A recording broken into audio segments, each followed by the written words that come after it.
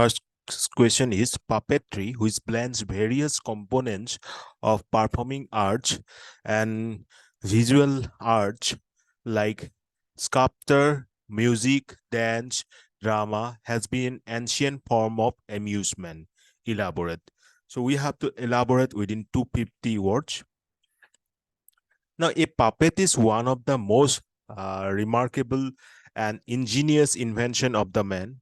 Puppetry is a type of narrative theater at the crossroads between bardic storytelling and theater plays.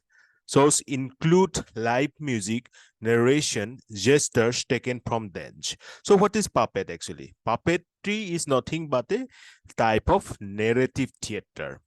Right. So here, what happening is, see, I can show you the means some pics of puppetry. আমি যে অসমত কওঁ পুতলা নাচৰ দৰে সেই সেনেকুৱা ধৰণৰ এটা টাইপ হৈছে puppetry. Okay, so আমি দেখিবলৈ পাইছো ইয়াত আমাৰ কি হয় জেনাৰেলি ষ্টৰি টেলিং থাকে লগতে আপোনাৰ এটা one kind of good demonstration of storytelling with some kind of means created for the characters of that story, right? So this is a very creative thing. So let's again come back to the questions. So puppet is one of the remarkable and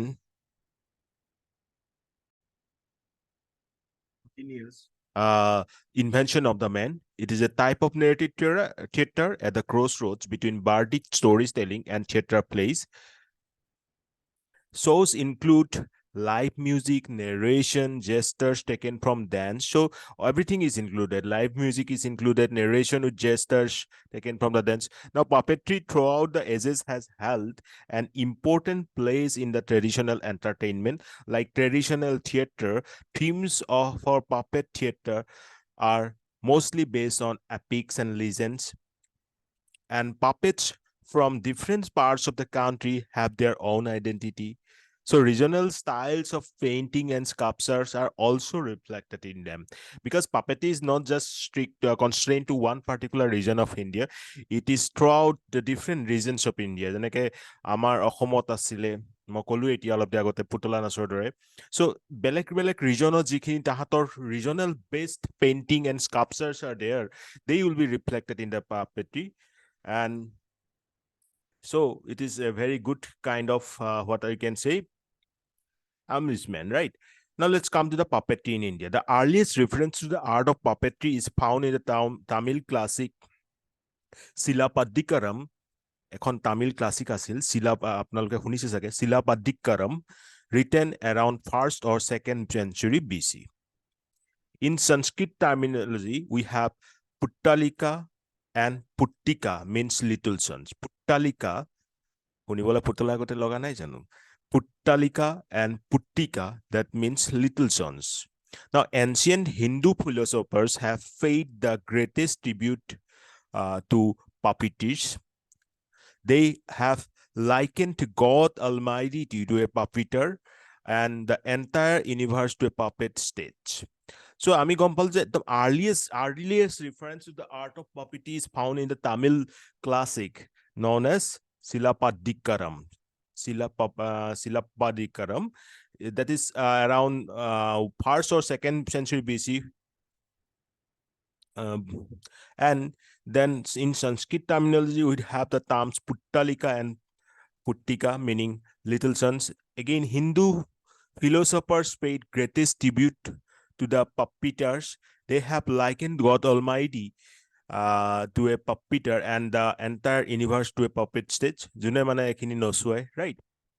Srimad Bhagavata, the great epic depicting the story of Lord Krishna in his childhood, say that with 3 strings, Satta, Raja, and Tamma, Satta, Raja, and Tama, the god manipulates each object in the universe as a marionette.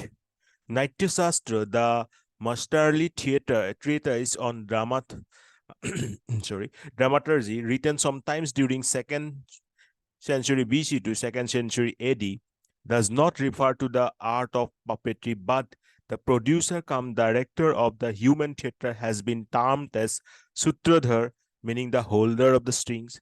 সূত্ৰধৰ চক আপোনালোকে আমি যে কওঁ সূতাধৰ তাজন বা আমি কেতিয়াবা ভাওনাত কওঁ সূত্ৰধৰ যি মানে main who is actually playing the main Rolls of this playing the story he's telling the story as well as he's showing the poser. So similarly, in the Naitya Shastra, which is written during the second BC to the second AD, they doesn't refer to the art of puppetry, but the producer come director of the human theater, they term it as Sutradhar, meaning the holder of the strings. Stories adapted from Puranic literature, local myths, and legends usually form the content of the traditional puppet theater in India, which in turn imbibes the elements of all creative expressions like painting, sculpture, music, dance, drama, সব থাকে painting থাকিব, sculpture থাকিব, music, dance, drama, and the stories are adopted from different epics, Puranic literature, local myths, right? For instance, the Kathaputli of Rajasthan, Katha or Kathaputli no, it's like Kathputli বুলি কয় তাহাঁতৰ ভাষাত. For instance, the Kathputli of Rajasthan is accompanied by a highly dramatized version of the regional music. ৰাজস্থানৰ যিটো কাঠ আমি উদাহৰণ দিব পাৰিলে ভাল হয়. So obviously ৰাজস্থানৰ যিটো কাঠপুতলি, that is also a puppetry form, right? And there you will find a highly dramatized version of the regional music. Similarly, Kundhe of Odisha, the music is drawn from the popular tunes of the region and is sometimes influenced by the music of Odisha dance. Almost all types of puppets are found in India. Puppetry throughout the ages has held an important place in traditional entertainment. Like traditional theater, themes for puppet theater are mostly based on epics and legends. In Tolu Bomalata of AP, the music is dominantly influenced by the classical music of the region, and the theme of the puppet plays are drawn from Ramayana, Mahabharata, Purana. So episodes enacted in Gombeyata of Karnataka are usually based on prasangas of the Yakshagana plays. So this example, I think it will be better suitable. We all know about the Yakshagana of Karnataka, right? So episodes enacted in the Gombeyata of Karnataka, you have to remember the term Gombeyata of the Karnataka. They are usually based on the prasangas of the Yakshagana plays. The music that accompanies is dramatic and beautifully blends folk and classical elements. Puppets from different parts of the country have their own identity because every region has something new, unique with them, right? Either in the form of story, either in the form of sculpture, either in the form of painting. So that will be reflected. So in Togalu Gombeyata of Karnataka, the puppets, however, differ in size according to their social status. For instance, large size for kings, king or dangor size, and the religious characters, and smaller size for common peoples. So large size for kings and religious characters, and smaller size for the common people or servants. Then regional styles of paintings and sculptures are reflected in them. So for example, the traditional glove puppetry play is called Pavakotu. It came into existence during the 18th century due to the influence of Kathakali. Pavakotu was influenced by Kathakali, the famous classical dance drama of Kerala, on puppet performance. So in the Pavakotu, or you have to remember the name Pavakotu, their influence of Kathakali can be found, and Kathakali is what?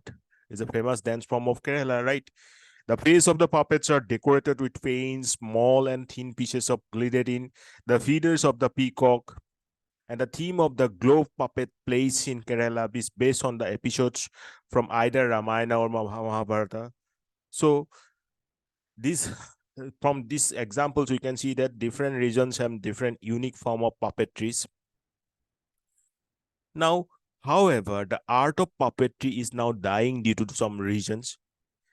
Lack of patronage in modern age, competition from electronic media, which is preferred mode of entertainment. Remember, when we were in the childhood days, we used to means visit the different theaters, and we used to go to different puppetries, putola nas যিবিলাক school আদিতো দেখুওৱা হৈছিল, right?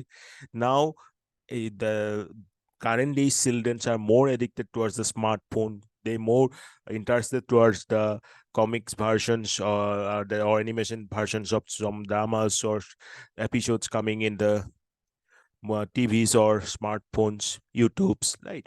So competition from electronic media, which is the preferred mode of entertainment, people find it more appealing to watch mythological stories of Ramayana and Mahabharata on electronic media rather than in puppetry.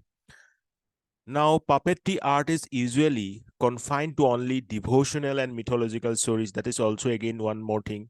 A limitation is there because you are just constraining or constraining yourself only to the mythological stories. But apart from that, also the regional based different other kind of social stories are also there, right?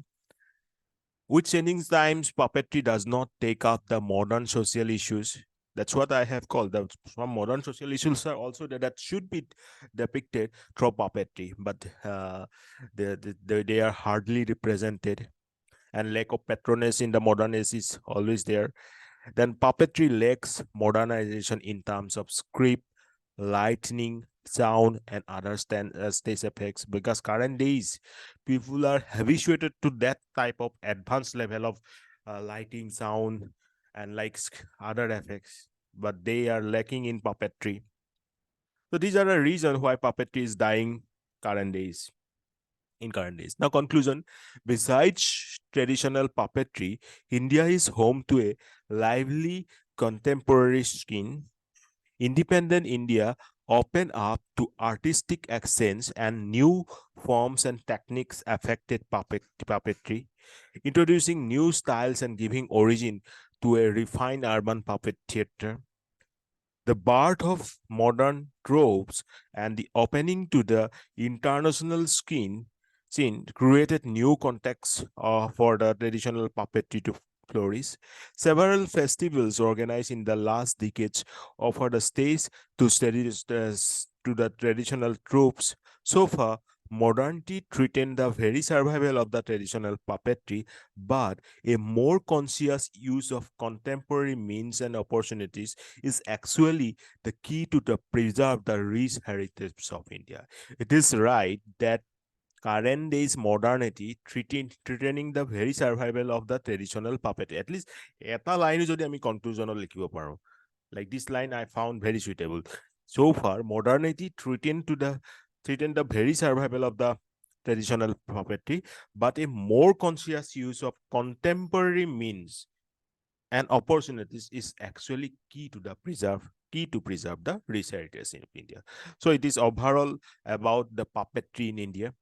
The main thing I have found here is that we need to remember some of the examples like Kathputli of Rajasthan, and then names sounds to be difficult, but we have to remember them, like what Tolu Bommalata of Andhra Pradesh. Then Gombeata, we have to remember, is very popular. Gombeata of Karnataka, of that depicts the prasangas of Yaksagana plays. Then Pabhakothu of Kerala, which influenced Kathakali, the famous dance from Kerala. Then again, we have to remember where it has been mentioned first, like in the Tamil classic Silapadikaram, that was written around the 1st or 2nd century BC. Then Sanskrit terminology, we have seen that Puttalika and Puttika means little sons. See, Ohomia aru amar সংস্কৃতৰ মাজত বহুত আমি similarity দেখিবলৈ পাওঁ, right?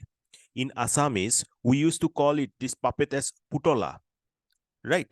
In Sanskrit also it is called as Puttalika, then Puttika. So there are very similarity actually I have found in the Sanskrit language and Assamese, because basically our Assamese is derived from the Sanskrit, no? That's why. So these are the, so we have to remember where it has been mentioned first, like Silapadikaram of Tamil classic of 1st and 2nd century BC. Then Sanskrit, I just told that Puttalika and Puttika. Then Then different epics from where the stories been taken, like Purans, Bhagavad, Ramayan, right, and the traditional stories. Then one more thing that I have told, like Kathputli of Rajasthan, we accompanied by highly dramatized regional music. And then Kundhe of Orissa, you can mention our Putola Nas from Assam. So these things we can mention here.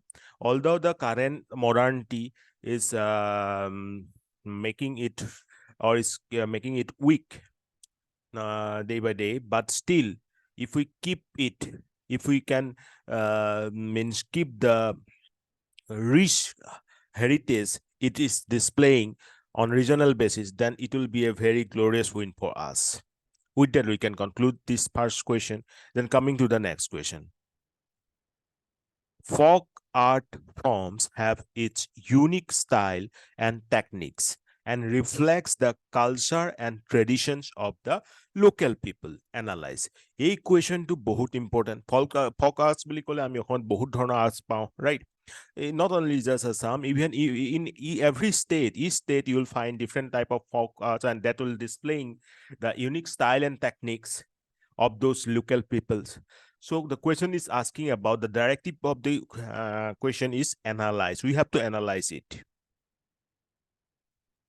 Now, India had always been known as the land that portrayed cultural and traditional vibrancy through its conventional arts and crafts.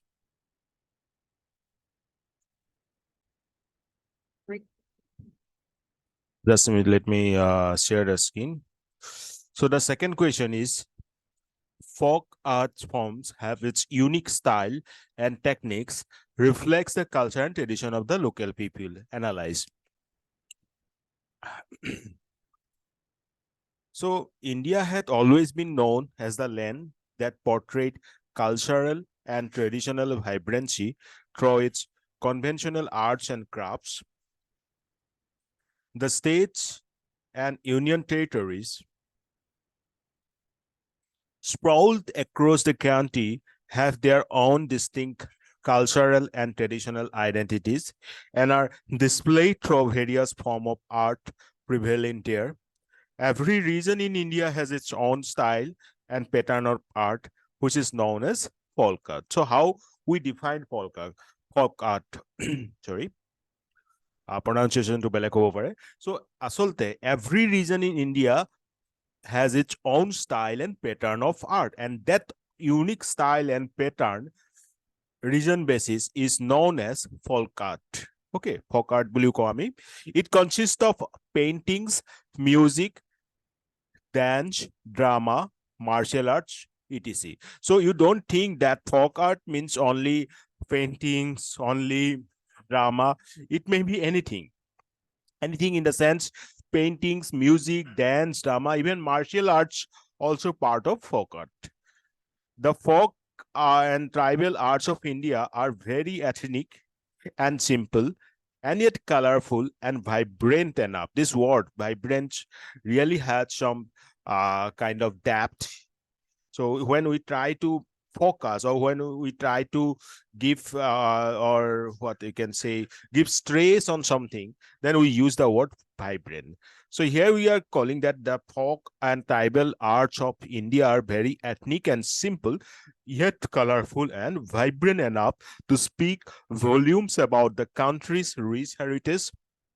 Folk art generally reflects the creative energy found in rural areas that acts as an undercurrent to the craftsmanship of the tribal people. They are intertwined with the lifestyle and activities of the people. So these folk arts are intertwined with the lifestyle and activities of the people, because basically we see that the tribal peoples have these folk arts associated with their lifestyle and activities. Even social event of their lives is linked to one and other art form, making it imperative part of life. They actually means engage themselves in this type of folk art with unique style that they carry in their day-to-day life. right? Because every tribal has some uniqueness in their culture, and that is what actually they try to reflect through this folk art. Now, folk paintings, the rural folk paintings of India bear distinctive colorful designs which are treated with religious and mystical motifs. Some of the most famous folk paintings of India are Madhubani paintings of Bihar. Biharer এই Madhubani paintings to আমি সঘনাই দেখিবলৈ পাওঁ. So I think this is important for the upcoming APSC examinations. So some of the most famous folk paintings of India are Madhubani paintings of Bihar,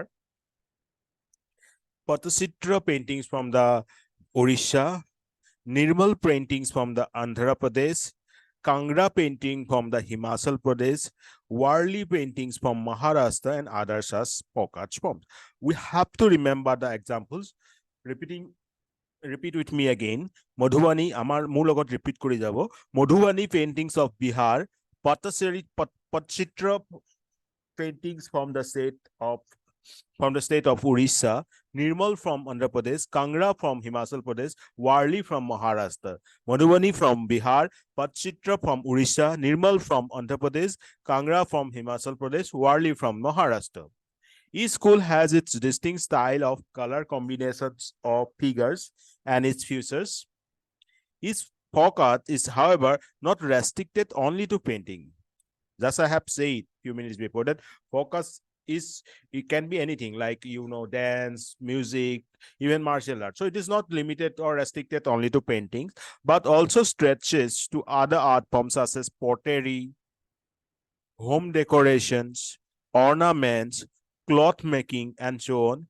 Folk paintings have a relationship with household ceremonies of marriage, birth, worship, and reverence for nature. This is very prevalent. That is worship and reverence for nature, religious occasion and worships.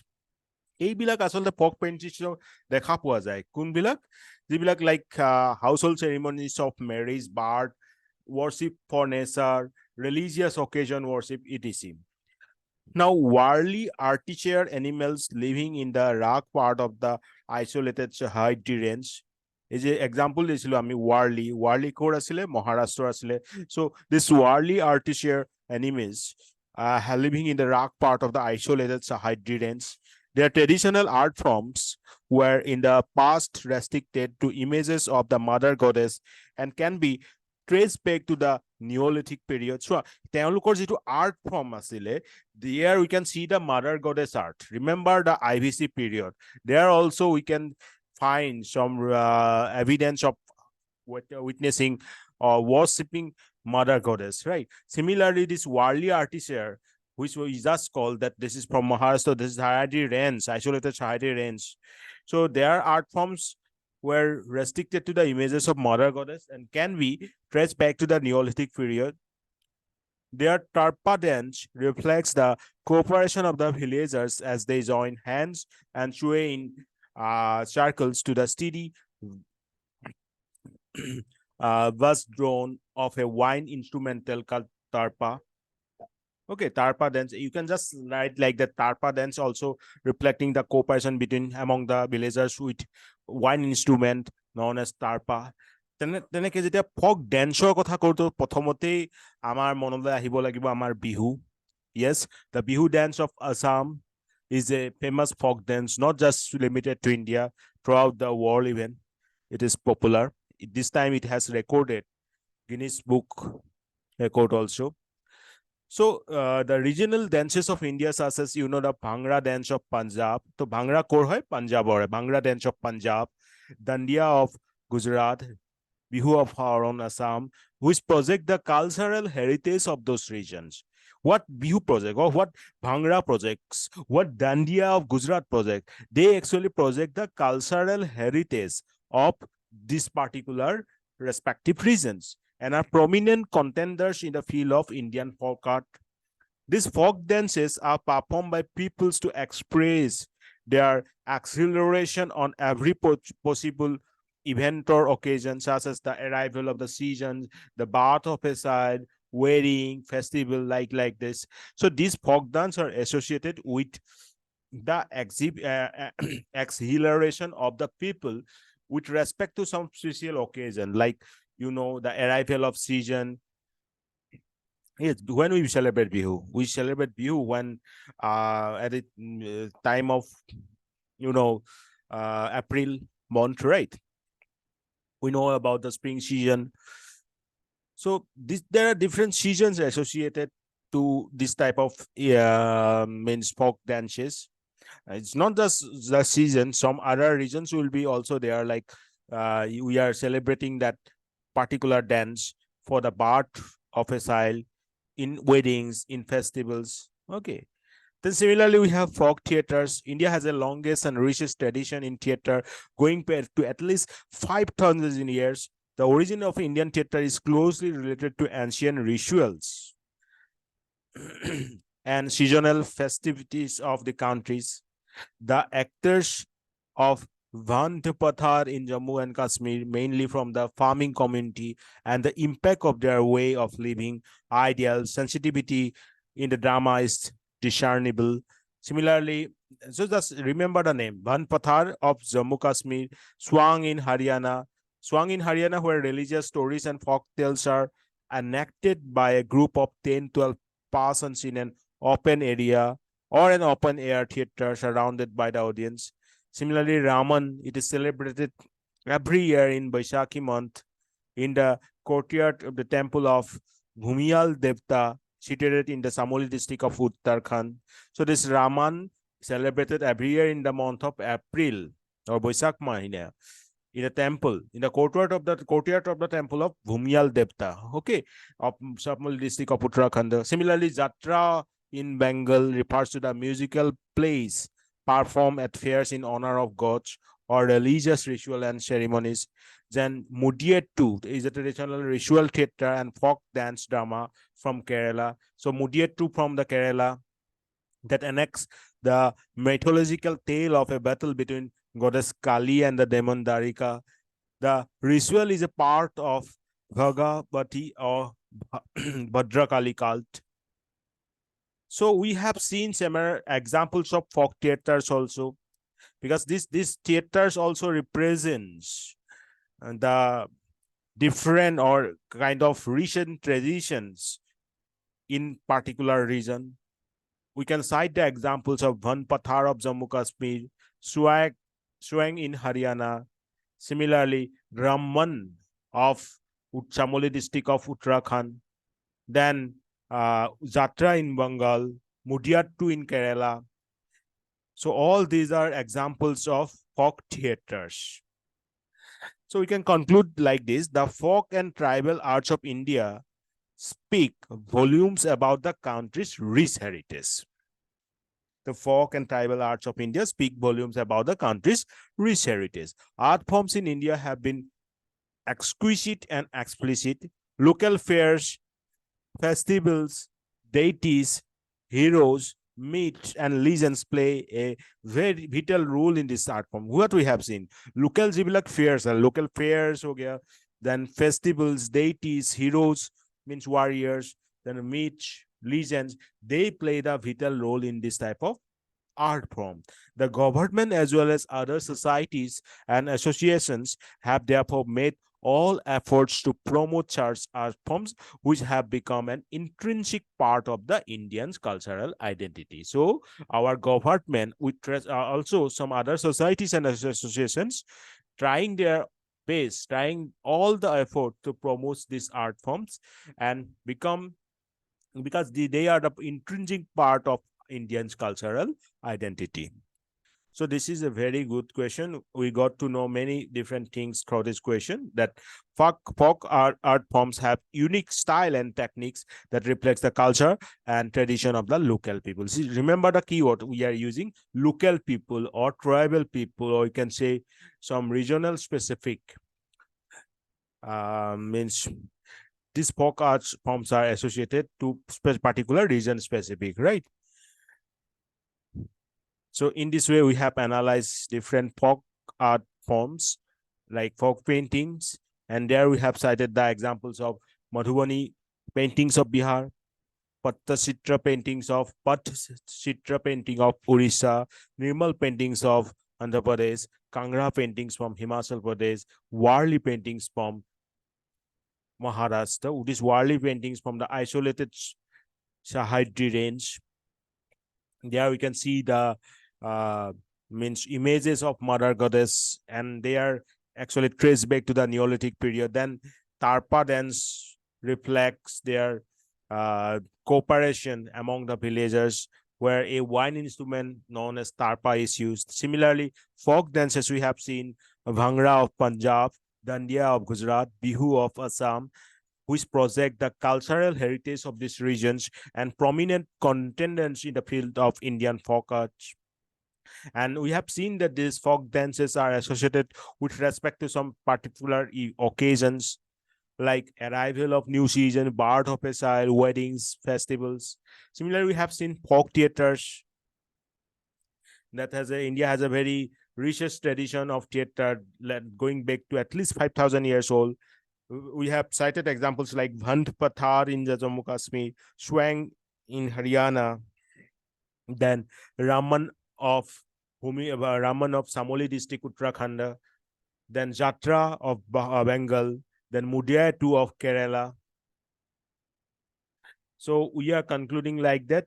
This type of folk arts are representing a rich heritage of a particular country of our India.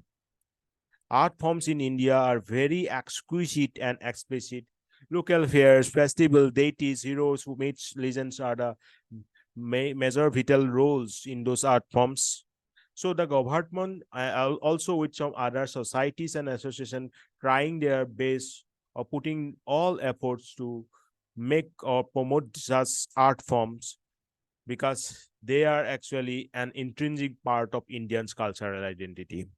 Now, coming to the next question, what are the key aspects of India's growing relation with Italy and France?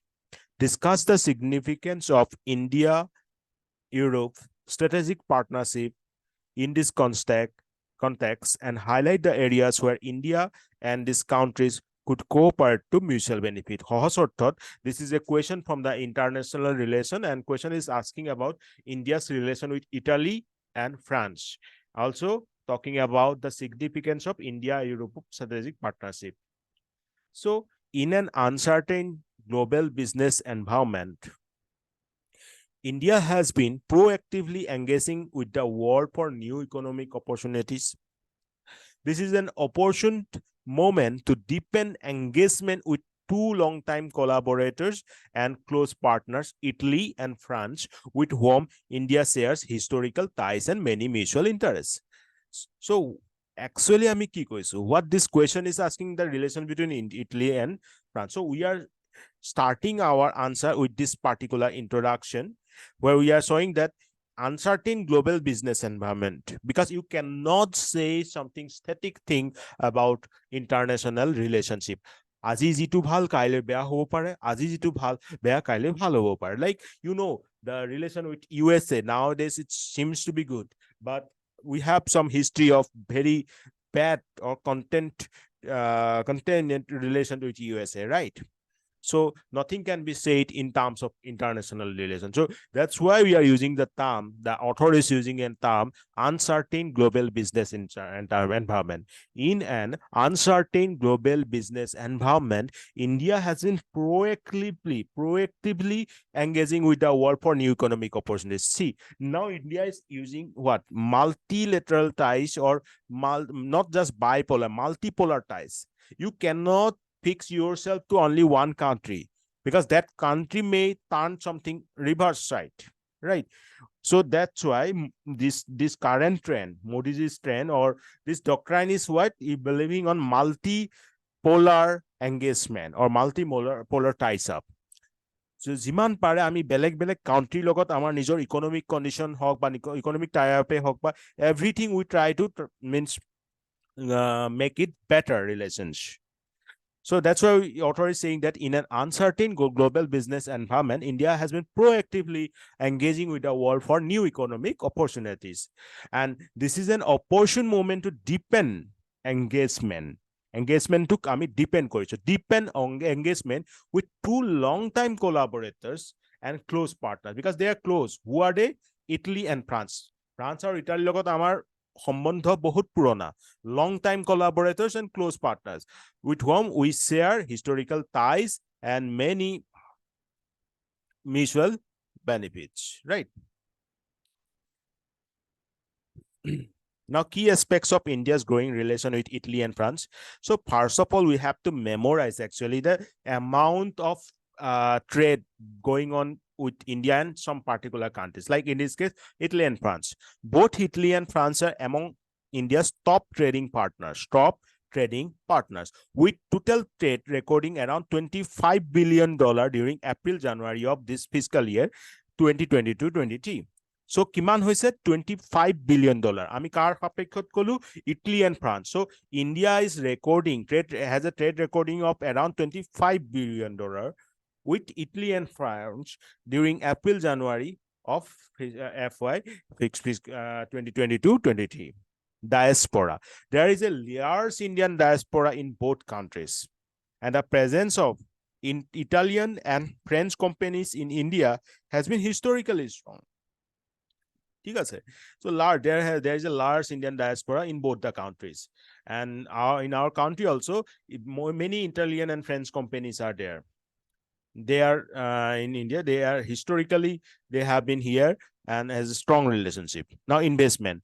France is the 11th largest foreign investor in India, while Italy is the 17th largest contributor in terms of direct investment. So France is the 11th largest and Italy is the 17th largest contributor. France 11th, Italy 17th.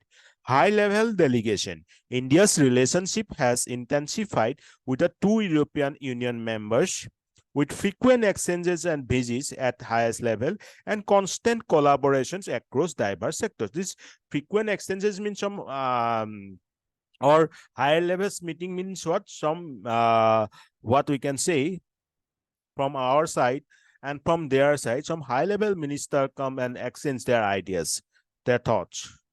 So that's why India's relationship has intensified with the two European Union members, with frequent exchanges and visits at the high levels and constant collaborators across the different sectors. Now, FTA, diverse sector. FTA with India and the European Union progressing on the proposed free trade agreement. FTA means free trade agreement. The two large economies of the region will play an important role in the future economic engagement with India. We have working or progressing on the proposed free trade agreement on this Italy and France. So we can hope that there will be a very important role. Means this FTA will play an important role in the future economic engagement of these two countries with India. Then defense. Defense has been a critical pillar in the India-France strategic partnership for many years. We know about this, right? Maybe you also not forget about Rafale deal, right? So India-France strategic partnership for many years in the defense field. France has been a key supplier of military hardware such as the Rafale and the Dassault aircraft, and has supported India in the development of the missile system. So Rafale and Dassault aircraft from France, and France also supported India in the development of the missile systems. There is a great potential for enhancing the collaboration in areas such as naval systems, unmanned system, and cyber security, because France is very much advanced in these particular sectors. Likewise, India can take forward its defense cooperation with Italy and greatly benefit from the latter's strong expertise in air defense, communications, surface and submarine naval system. The two can also enhance cooperation in co-production and design of military equipment. So, like France, we have a very good strategic partnership, right? With France. France has been a key supplier of military hardware, like Rafale and the Dassault aircraft and missile system development. And France supported a lot. and cooperation are enhancing in naval system, unmanned system, cyber security. Similarly, we can also do the same thing with and same type of defense cooperation with Italy also, because Italy has a very strong expertise in air defense, communication, surface and submarine naval system. So through this cooperation, both of them can enhance the co-production and design of military equipment. Similarly, green technology. Green infrastructure is an important area of cooperation. France and Italy can share best practices and expertise in planning and implementing green infrastructure projects. Green infrastructure is what? Where we focus on renewable energy based sources, right? India's renewable energy mission has made it the fourth largest renewable energy market. So India become now fourth largest renewable energy market, and the two European partners can collaborate in the green hydrogen mission, solar module manufacturing, energy efficiency, along with co-creation of green infrastructure projects. So for green infrastructure projects, France and Italy can share their best practices, right, in planning and implementation of this type of green infrastructure process. Also, India now become the fourth largest renewable energy market, and these two European partners, Italy and France, can collaborate in different type of green projects like green hydrogen mission, solar module manufacturing, energy efficiency. Then luxury industry. France and Italy are leaders of the global luxury industry. India has one of the fastest growing luxury markets in the world, with luxury and fashion goods such as fine dining, luxury travel, jewelry, luxury cars. It is witnessing rising demand and strong growth. So India can be a key market for both the countries, can also participate in their creative industries through design and innovation of centers. Now, significance of India-European strategic partnership. India recently concluded the fourth round of negotiations with the European Union on the India-European Comprehensive Free Trade Agreement, which saw the progress on several fronts. A well-negotiated agreement will significantly boost trade and investment between India and Europe, and further enhance India's economic ties with France and Italy. So recently, India concluded fourth rounds of talk with European Union. On what topic? India-European Union Comprehensive Free Trade Agreement. And that saw some progresses on several fronts. So well-negotiated agreement will significantly boost the trade and investment between India and the European Union. And this will further enhance the India's relations or ties with France and Italy. The European Union is India's largest trading partner, accounting 12.9% of India's overall trade. And further, the trade in the services have almost tripled in last decade. So in the last decade, it has been tripled. Remember, now India's largest trade partner is Europe, and around 12.9% overall Indian trade is going on with European Union. So overall, European Union is the second largest investor in India with 70 billion cumulative FDI from April 2000 to March 2017, accounting for almost 1/4 of all investments flows to India. So you see, European Union is the second largest investor. 70 billion of cumulative FDI from April 2000 to March 2017. So it accounts for almost 1/4 of all investment flows into India.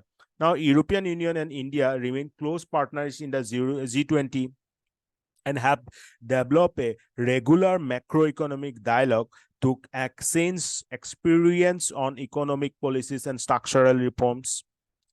So European Union and India became close partner in G20 also.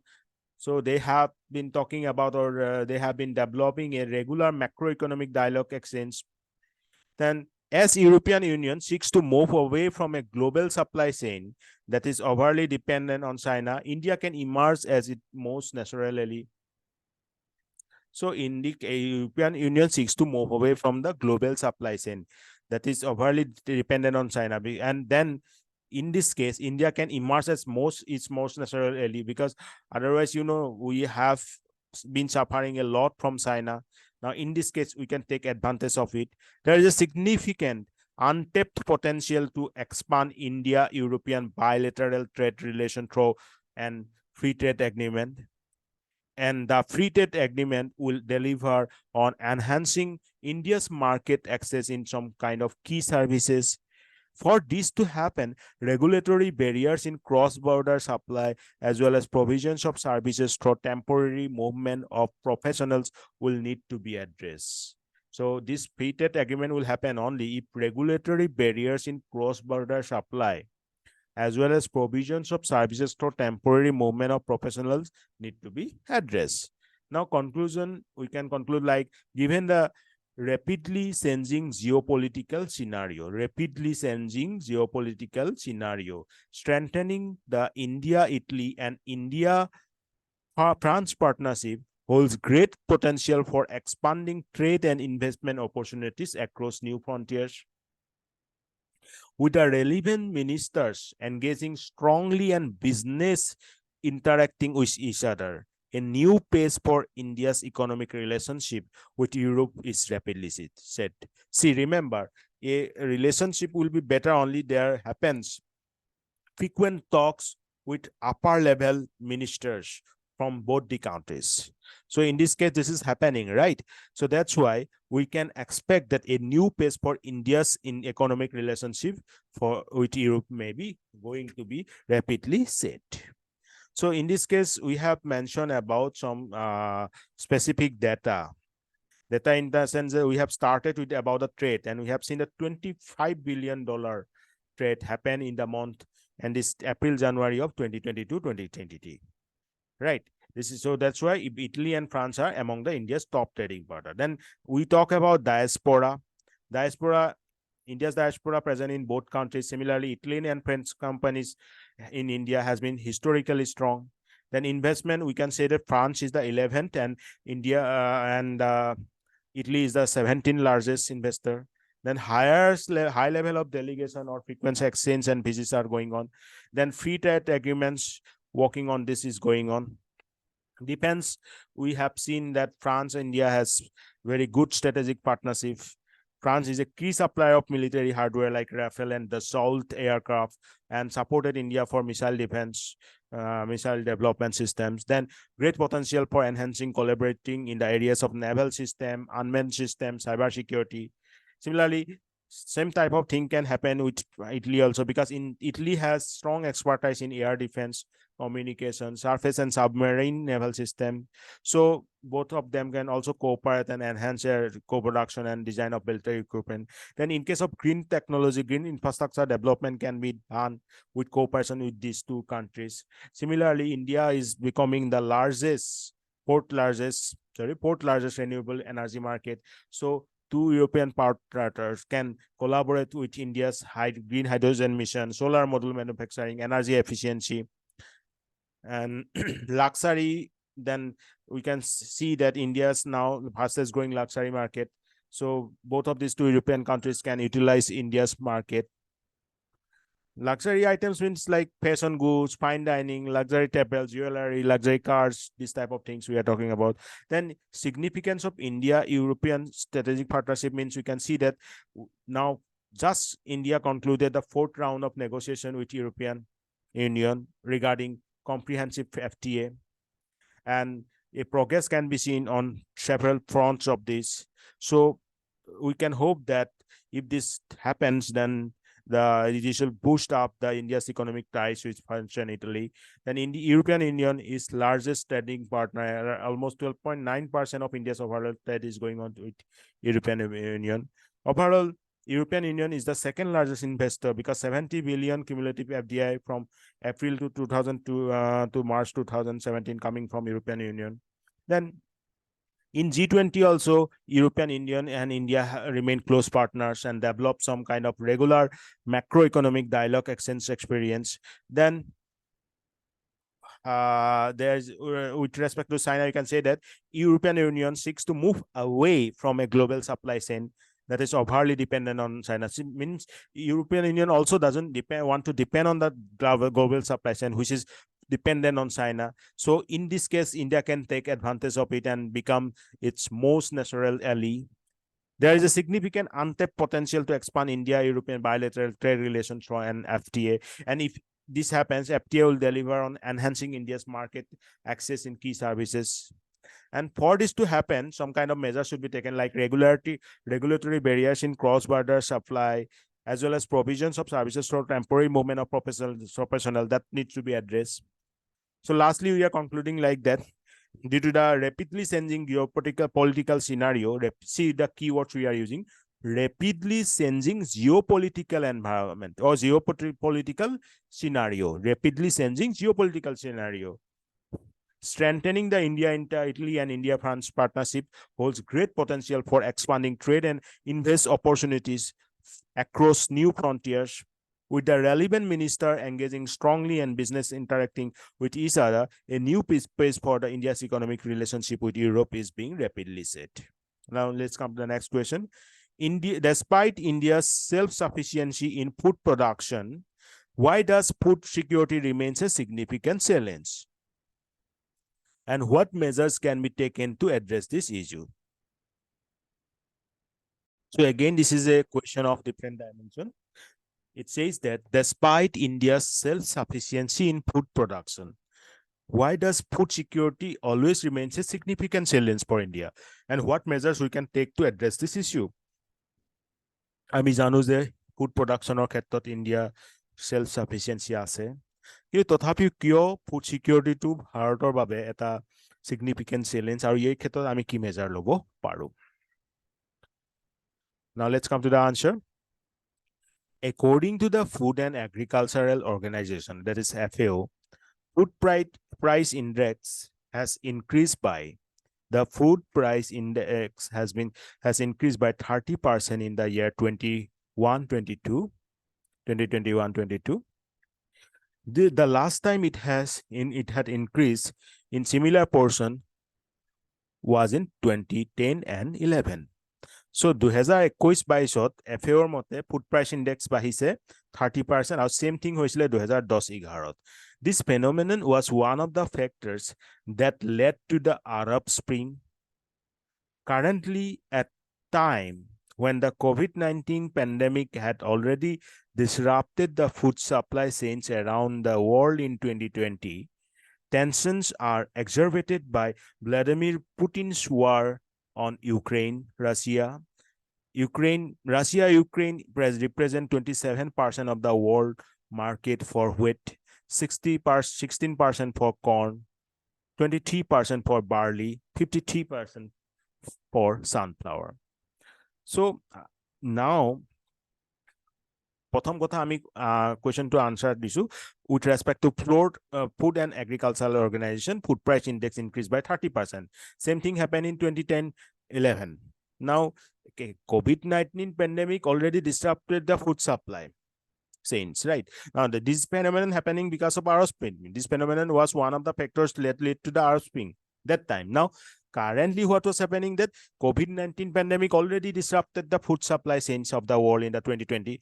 But now, because of the war on Ukraine, Russia-Ukraine's war, that also actually disrupted this food supply system, because you know, Russia and Ukraine representing 27% of world's wheat supply, 16% of corn, 23% of barley, and 53% of sunflower. Because for sunflower oil, we're very hardly depending on this Ukraine, right? So now, Indian food crisis vulnerabilities background of India food crisis vulnerability. India currently has the largest number of undernourished people in the world, around 195 million. India এতিয়া undernourished people সংখ্যা 195 আছে. India currently has the largest number of undernourished people in the world, around 195 million. বহুত ডাঙৰ এটা number, 195 million, right? So that is the largest number, of course. India has high undernourishment, about 16% of the population, wasting about 17%, stunting about 31%, and low exclusive breastfeeding practice only 58%. See, kiman dangor ta issue hoy etu. High undernourishment issue, 16% of the population. Wasting 17%, stunting 31%, low exclusive breastfeeding 58%. So a traveling statistics, a data khini ami mono rakhibo lagibo. So mur logot revise koribo okoman, dubar tinibar kobo lagibo, likhibo lagibo. In undernourishment, ami dekhilu je India has a population of 195 undernourished people.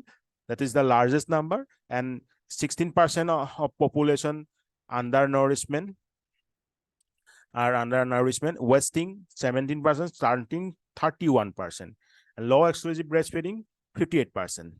So this troubling statistic in the 5th National Health Survey conducted in 2019-21 is not well known.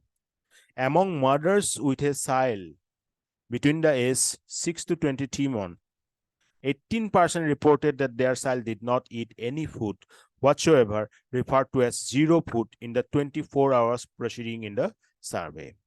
So this is a very, eye-catching thing from the best perspective. Among mothers with a child between ages 6 to 23 months, 18% of reported that child did not eat any food whatsoever, referred to as zero food in the 24 hours preceding that survey.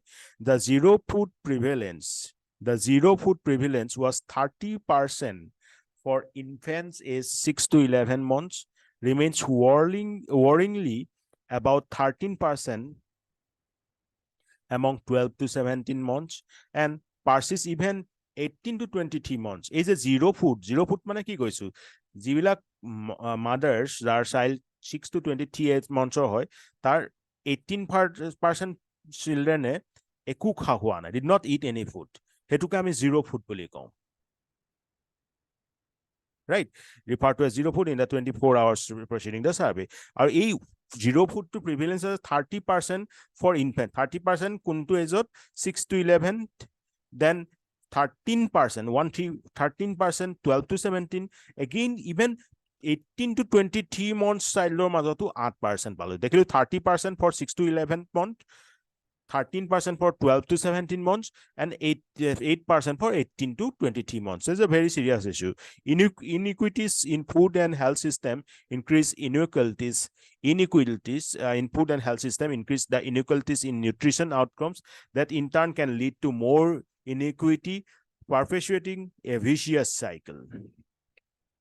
Now, various threats to Indian food security like conflict, the Russia-Ukraine conflict.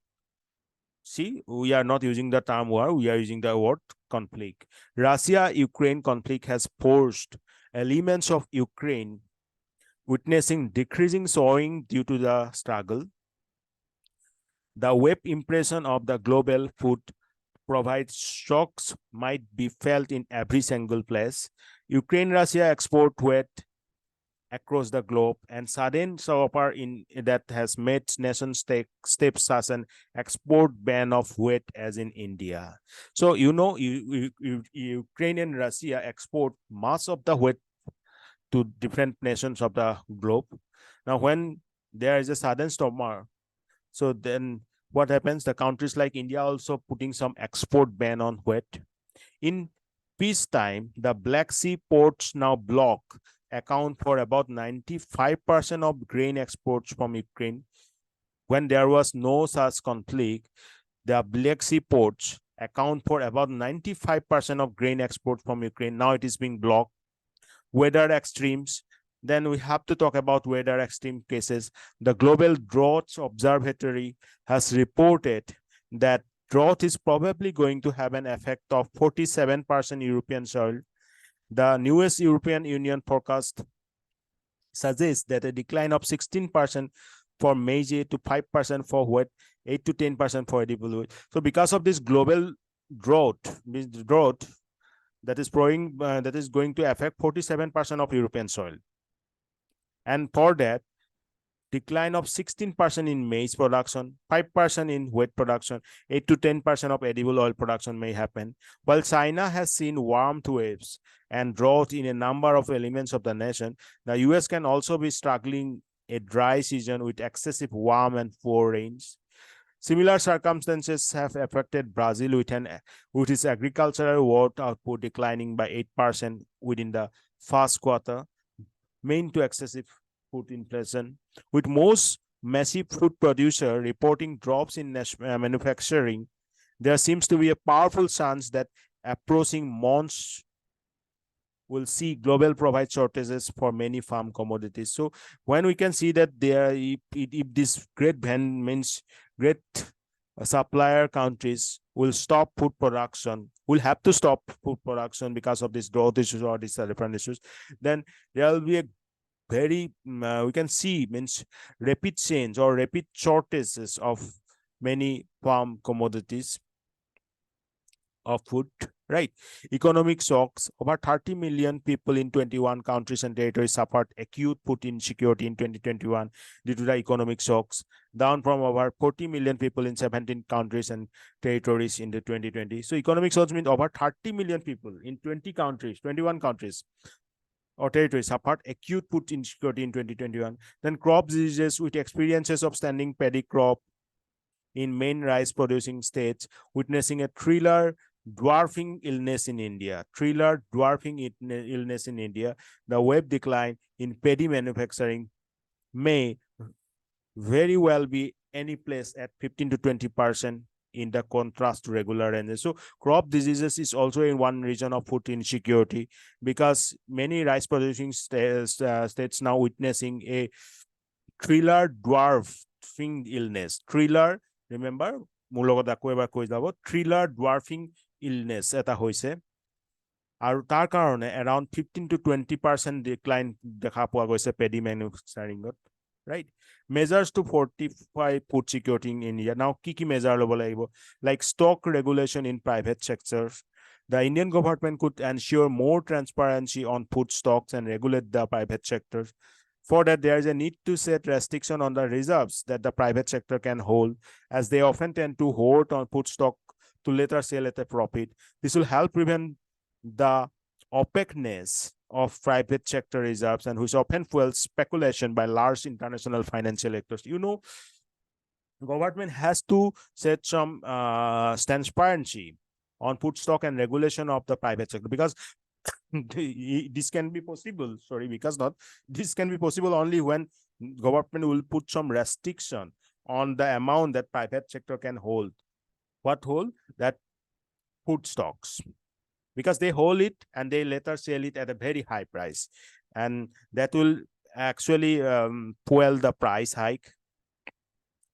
So there should be some transparency in this case, and this will prevent the opaqueness of private sector reserves and often fuel speculation by large international financial actors. Then agriculture nutrition linkage scheme that have the potential for greater impact in dealing with food security malnutrition, and thus needs of greater emphasis.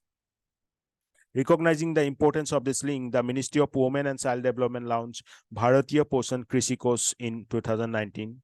So what is this actually? In link, what is link? Agriculture nutrition linkage scheme, right?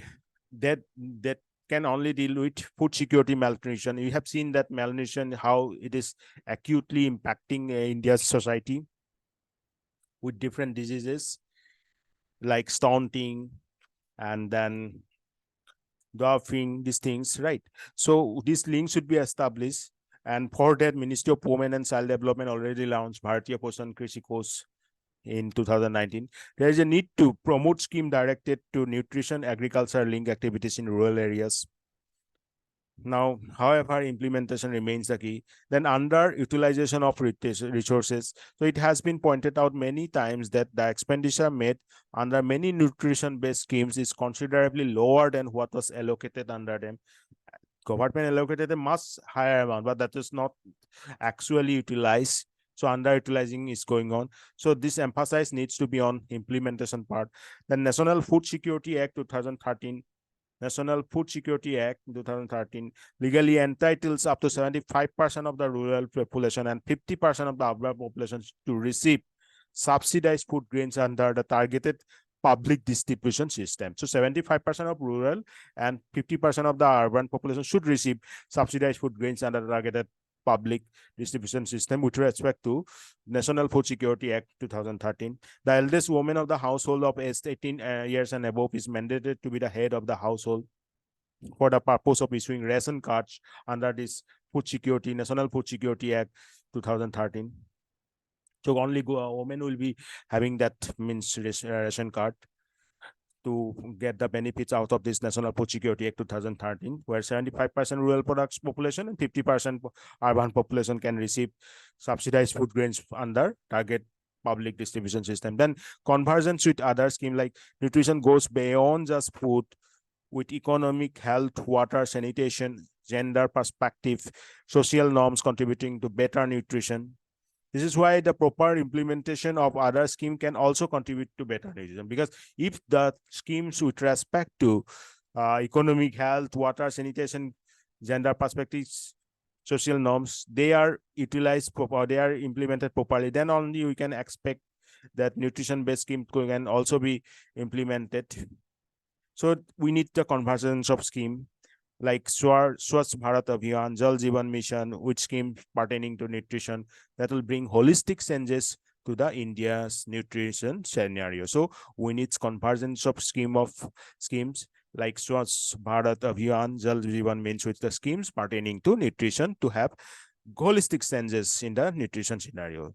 Now we can conclude like food security of a nation is ensured if all of its citizens have enough nutritious food available, all persons have the capacity to buy food or acceptable quality, and there is no barrier on access to food. So this is the actually definition of food security. So food security of a nation is ensured only when all the citizens have enough nutritious foods available, they can buy food of acceptable quality, and there will be no barrier on access to the food. The right to food is a well-established principle of international human rights law. Right to food is a well-established principle of international human rights law. It has evolved to include an obligation for state parties to respect, protect, and fulfill their citizens' rights to food security. So right to food is not just a national law, it is a international human rights law. So India needs to adopt a policy that brings together diverse issues like inequality, food diversity, indigenous rights, and environmental justice to ensure sustainable food security. Lastly, we are concluding like that India need to adopt a policy which has the ability to bring different diverse issues together like inequality, food diversity, indigenous rights, environmental justice to ensure sustainable food security. There we are focusing on the convergence of other schemes. So this is the answer of this particular question, where we have learned many things. We have going through many examples. So we started with a very good data, like that is a very good organization's data. Food and Agriculture Organization's food price index increased by 30% in 2021-22. Last time it happened in 2010-11. That was one of the factors of Arab Spring. Now, because of COVID-19 pandemic and currently because of Vladimir Putin's war on Ukraine. Because we know that Russia and Ukraine together represent 27% of wheat production, 16% of corn, 23% of barley, and 53% of sunflower. So why Indian food crisis vulnerability is there? We have gone through it. We have seen that India has a very largest number of undernourished people, that is 193 million. 190 is not 3, 195 million. If we are not confirmed, then we have to write approx. So 195 undernourished people are there in India. Undernourishment issues are there, like 16% of people undernourished, wasting 17%, and stunting 31%. Stunting 31%, low breastfeeding 58%.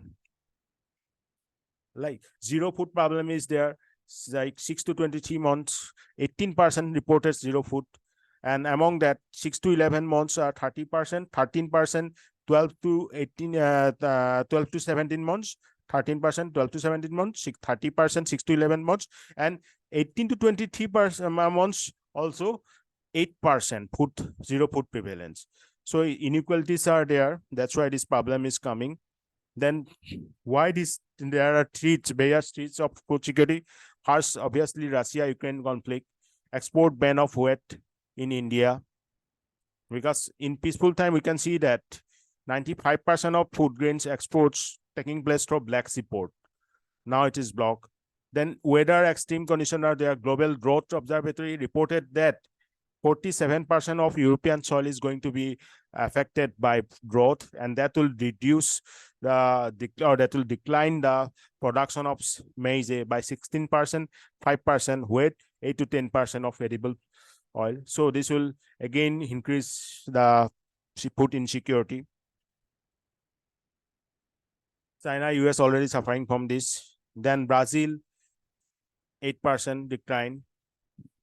So these things are happening. Then economic source, 30 million people in 21 countries suffering from food insecurity in 2021.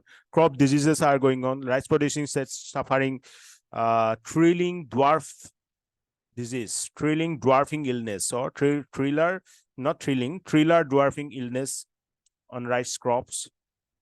So that will decline the paddy manufacturing by 15-20%. Now, how will you measure these things? How will you measure, or what are the measures to fortify this food security in India? Stock regulation in private sector. You have to put some kind of restriction or some kind of limit on the food stock that the private sector can hold. There should be some transparency on the food stock. Otherwise, food price hike may happen. Then agriculture nutrition linkage should be there. There's such type of scheme should be there to have a link between agriculture and nutrition. Then that's the way we can deal with the stunting problem or different undernourishment problem. Already we one scheme like Bharatiya Poshan Krishi Course. Bharatiya Poshan Krishi Course in 2019 already launched by Women and Child Development. Then underutilization of resources should be taken care of, because many times we have seen that a large expenditure is means a good amount of money is being given, but that remain unutilized. Then National Food Security Act NFSA 2013, 50% of urban population and 75% of rural population can take the benefits of subsidized food grains under targeted public distribution system. For that, the eldest woman of age 18 years or above should have ration card. Then we should focus on convergence of other schemes. Then only nutrition based scheme can go beyond its means success.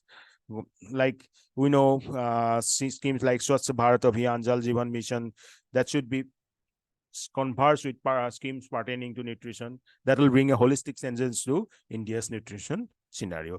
We are concluding like that food security of a nation is ensured if all of the citizens have enough nutritious foods available or capacity to buy of food of acceptable quality, and there will be no barrier on access to food. This is the food security of a nation. Now, right to food is again an international human rights law. So it has involved to include an obligation for state parties to respect, protect, and fulfill their citizens' right to food security. India needs to adopt a policy that brings together diverse issues such as inequality, food diversity, indigenous rights, and environmental justice to ensure sustainable food security. So this is the question on food security. I hope everything being discussed properly. Thanks to the author for this type of good answers. So we can take benefits from this answers. So today with this question, I'm concluding this session. Thank you. Bye-bye.